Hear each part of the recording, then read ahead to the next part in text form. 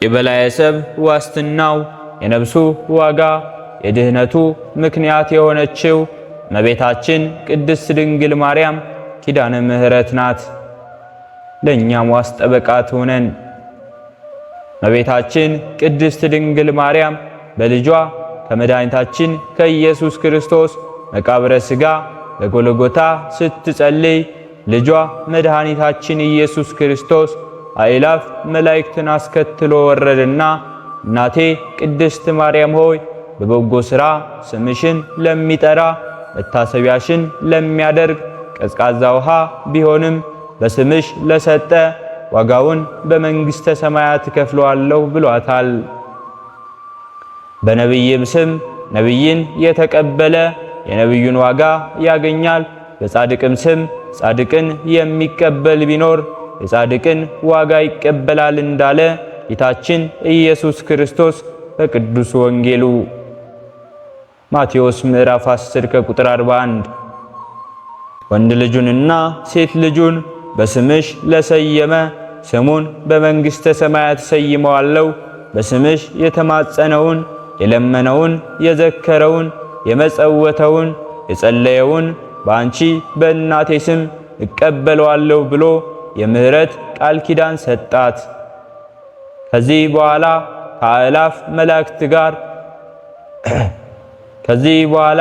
ከአእላፍት መላእክት ጋር በምስጋና አርጓል። ወደ ልጇና ወደ ወዳጇ ለኃጥአን የጸለየችው የምልጃ ጸሎትም ዛሬ ኦርቶዶክሳውያን በቋሚ ጸሎትነት ይጠቀሙበታል። ሰኔ ጎለጎታ በመባል የሚታወቀውን ጸሎት ሁለተኛ ቅምር በሚባል አገር አንድ ሰው ነበር። ስሙም ስምዖን ይባል ነበር። በዘመድ የከበረ እግዚአብሔርን የሚፈራ ደግ ሰው ነበረ። እርሱም እንደ አብርሃም እንግዳ መቀበልን ወደደ። አብርሃም ይስሐቅን ልጁን ለማረድ ጨከነ ሲሉ እርሱ ሰማና በሥራው ሁሉ አብርሃምን መሰለው። ሰይጣኖችም ለምቀኝነት አያርፉምና በሥላሴ ተመስለው በእንግድነት ከቤቱ ሄዱና አሳድረን አሉ። ስምዖንም ሦስቱ ሥላሶች መጡልኝ ብሎ ተደሰተ። ግቡም አላቸው። ሰይጣንም እንደ ሥላሴ ለመምሰል እያዘልክ አግባን አሉት። ስምዖንም አንደኛውን አዝሎ አገባው። ሁለቱ ቁጭ ብለው ቀሩ። 3 ጊዜም ተመላልሶ አስገባቸው። አብርሃም አብን አዝሎ ቢያገባው ወልድና መንፈስ ቅዱስ በግብር አምላካዊ ገብተው ተገኝተው ነበር ይላል ዘፍጥረት 18 ከቁጥር 1። ስምዖን ግን 3ቱን ሁሉ ተሸክሞ ወደ ቤቱ አስገባቸው፣ ሰይጣን ናቸውና እንደ ሥላሴ መሆን አይችሉምና። ስምዖንም ካስገባቸው በኋላ ምን ላድርግላችሁ አላቸው። እነርሱም ልጅህን እረድልን አሉት። ልጁንም ሊያርድላቸው አቀረበው። እንደ ይስሐቅ ማዳን ግን አልቻሉም፣ ሰይጣን ናቸውና። አርዶም አዘጋጅቶ አቀረበላቸው። አንተ ካልቀመስክ አንበላም አሉት። ስምዖንም እምቢ እንዳይል ሥላሴ ይቀየሙኝ መስሎት ቀመሰው። ያን ጊዜም ሰይጣን በሰውነቱ ተዋህዶ የሰው ሥጋ እንዲበላ አደረገው። ከዚህ በኋላ የሰው ሥጋ ብቻ የሚበላ ሆነ። ቤተሰቦቹን ጨርሶ በላቸው። የአካባቢውን ሰው ጨርሶ የሚበላውም አጣ። ሰውም ፈራውና ሸሸው። ከዚህ በኋላ የኔም አለቀብኝ ብሎ ሄዷል። ስምዖንም መባሉ ቀረና ሰው ከበላ በኋላ በላየ ሰብ ተባለ። ትርጓሜውም ሰው የሚበላ ማለት ነው። እህል ከምበላ መሞት ይሻለኛል ብሎ ወደ በረሃ ወረደ። አንድ ሰውም በቁስል ተበላሽቶ ከመንገድ ተቀምጦ አገኘው። እንዳይበላውም ተጸየፈውና አለፈው። ስምዖንም ትንሽ ውሃ በኮዳ ይዞ ነበርና አካል ጉዳተኛው በጻድቃን በሰማዕታት ስም ትንሽ ውሃ አስጠኝ አለው። ስምዖንም የምን ጻድቃን ሰማዕታት ነው አልሰጥም አለው። በአብ በወልድ በመንፈስ ቅዱስ ስም አለው። እርሱም አልሰጥም አለው። እንደገናም በእመቤታችን በቅድስት ድንግል ማርያም አለው። እስኪ ደግመህ ጥራልኝ አለው። ደግሞም ስለ ወላዲተ አምላክ እመቤታችን ቅድስት ድንግል ማርያም ስጠኝ አለው። ይህችስ ታማልዳለች ሲሉ ሰምቻለሁ ብሎ ከእጁ ላይ ቢያደርግለት የእጁ ንቃቃት ጠጥቶት ቀርቷል። ሁለተኛ ቢያደርግለትም ጉሮሮውን አንጣጥቶት ቀርቷል። የበላቸው ሰዎችም ቢቆጠሩ 78 ሆነው ተገኝተዋል። እነዚህን ከበላ በኋላ ከዋሻ ገብቶ ታመመና ሞተ። ሞቱ ለኃጥእ ጸዋግ ኃጢአተኛ ሞቱ የከፋ ነው እንዳለ ቅዱስ ዳዊት መዝሙር 33። ነፍሱንም መልእክተ ጽልመት የእኛ ናት፣ መልእክተ ብርሃንም የእኛ ናት እያሉ ወደ ጌታዋ ክርስቶስ ፊት አቀረቧት። ጌታችን ኢየሱስ ክርስቶስም አላውቅሽም አለ።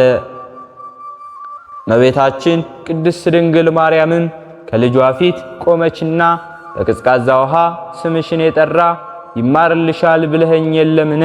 በስሜ ቀዝቃዛ ውሃ ለተጠማ ሰጥቷል እሱም አለችው። ጌታችንም 78 ሰው በልታለች፣ ጻድቃን ሰማዕትን መላእክትን እኔን ክዳለች፣ አትማርም ይች ነፍስ አላት። እመቤታችንም ከስሩ ወድቃ እያለቀሰች ለመነችው። ጌታችን ኢየሱስ ክርስቶስም 78ቱን ነፍሳቶችና አካል ጉዳተኛው የጠጣትን ውሃ መዝናቸው ብሎ ቅዱስ ሚካኤልን አዘዘው። በአንድ በኩል 78ቱ ነፍሳት በአንድ በኩልም ውሃውን አድርጎ መዘናቸው። ለጊዜው ነፍሳት ከበድ ብለው ታዩ። ያን ጊዜ ማርያም ፈጠን ብላ ጥላዋን አሳረፈችበት። ተመልሶ ውሃው ከባድ ሆነ፣ መዘነም። ያን ጊዜ እመቤታችን ቅድስት ድንግል ማርያም ልጇን ጌታችን ኢየሱስ ክርስቶስን አመስግና የበላየ ሰብ ስምዖን ነፍስን ለመላእክት ሰጠቻቸው። መላእክትም እያሸበሸቡ ገነት አስገቧት። መላእክተ ጽልመትም አፍረው ተመልሰዋል። የእመቤታችን የቅድስት ድንግል ማርያም በረከቷ፣ ረድኤቷ፣ አማላጅነቷ ከሁላችን ጋር ይሁን። ይገርማል ይደንቃል የድንግል ረፍት የአምላክ እናት ሆና ሞትን ስትሞት 64 ዓመት በዚህ ዓለም ስትኖር ደስታ አልነበራትም ከመከራ በቀር። ገና ስትወጣ እንኳ ከእናቷ ማኅፀን ዓለም ያቆየቻት ነበረ ስደትን። በመንፈስ ቅዱስ ግብር ልጇንም ስትወልድ ታሳድዳት ነበር በሰይፍ በጎመድ። ጥቂት ዘመናትን ከቆየች በኋላ ደግሞ አስከፋቻት ልጇን በእንጨት ሰቅላ። ያየችው መከራ ድንግል በዚያች ዕለት ፈጽሞ አያልቅም ቢወራ እንኳ እስከ ዓመት። ምንም ብትጽናና አይታ ትንሣኤውን ታዝን ነበር ሁሌ ስለ አጣን መዳን። አይደንቅም ወይ ታዲያ የአምላክ ሥራው እጅግ የከበረች ንጽሕት ማደሪያው። እንደ ሰው ሳትኖር ስትሞት እንደ ሰው። ጥር 21 ቀን በሰኞ ዕለት ተቀምጣ ሳለች በዮሐንስ ቤት ጌታ በክብር መጥቶ ሰላምታ ሰጣት። ዓለም ሊያሳርፋት መምጣቱን ስትሰማ አለችው እንደምን ይሆናል ይሄማ? ወዲያው በተመስጦ ገልጦ አሳያት በገነት በሲኦል ያሉትን ነፍሳትን በሲኦል ሲሰቃዩ አይታ እኔ ልሙት አለች ስለ እነርሱ ፈንታ። ጌታም ሊምርላት ቃል ኪዳኑን ገብቶ ነፍሷን አሳረገ ከሥጋ ለይቶ። ነፍሳት ገነት ገቡ ከሞት ጉድጓድ ወጥተው የድንግል ዕረፍቷ መድኃኒት ሆኗቸው ሐዋርያት ሽተው ሥጋውን ሊቀብሩ ወደ ጌቴሴማኒ ይዘዋት አመሩ። ደግሞ እንደ ልጇ ትነሳለች ብለው አይሁድ ሊያቃጥሏት መጡ ተሰብስበው። ታውፋንያ ዘሎ አልጋውን ሲይዘው የታዘዘ መልአክ እጆቹን ቆረጠው። ለእርሷ ግን ደግነት ልማዷ ነውና በክብር ተነጠቀች እጆቹን አድና። ዮሐንስ ሲመለስ ልቡን ደስ እንዳለው በዕፀ ሕይወት ስር መሆኗን ነግሯቸው ሱባኤ ጀመሩ ሊያዩዋት ተመኝተው። 2 ሱባኤ የጾመው ነሐሴን አምጥቶ ሰጣቸው ጌታ ሥጋዋን። እነርሱም ቀበሯት በጌቴሴማኒ። በሦስተኛው ቀን በዕለተ ሰሉስ ከሙታን ተነሳች እንደ ክርስቶስ። በመላእክት አጀብ በጡም ማህሌት ቶማስ በደመና ስታርግ አያት። ርገቷን ከቶማስ ሐዋርያት ሰምተው በዓመቱም በአንድነት በሱባኤ ተግተው 16 ቀን ጌታ መጥቶላቸው እርሷ መንበርነት ቀድሶ አቁርቧቸው ርገቷን ሰበኩ በዓለም ሁሉ ዞረው። ወትቀውም ንግሥት እንዳለ ዳዊት ሕያው ሆናለችና ዛሬም የኛ እናት። በልጇ ቀኝ ሆና ከብራ በስባት ለፍጥረቱ ሁሉ ስታሰጥ ምሕረት። የእመቤታችን የቅድስት ድንግል ማርያም ረድኤቷ በረከቷ አማላጅነቷ ከሁላችን ጋር ይሁን። ሕሊናችን በማሰባሰብ አባታችን ሆይ እንበል። አባታችን ሆይ በሰማያት የምትኖር፣ ስምህ ይቀደስ፣ መንግሥትህ ትምጣ፣ ፈቃድህ በሰማይ እንደሆነች እንዲሁም በምድር ላይ ትሁን። የዕለት እንጀራችንን ስጠን ዛሬ፣ በደላችንንም ይቅር በለን እኛም የበደልነውን ይቅር እንደምንል፣ አቤቱ ወደ ፈተና አታግባን ከክፉ ሁሉ አድነን እንጂ መንግሥት ያንተ ናትና ኃይል፣ ክብር፣ ምስጋና ለዘላለሙ አሜን። እመቤታችን ቅድስት ድንግል ማርያም ሆይ በመልአኩ በቅዱስ ገብርኤል ሰላምታ ሰላም እንልሻለን። በሐሳብሽ ድንግል ነሽ፣ በሥጋሽም ድንግል ነሽ። አሸናፊ እግዚአብሔር እናት ሆይ ሰላምታ ላንቺ ይገባሻል። ከሴቶች ሁሉ ተለይተሽ አንቺ የተባረክሽ ነሽ፣ የማኅፀንሽን ፍሬ የተባረከ ነው።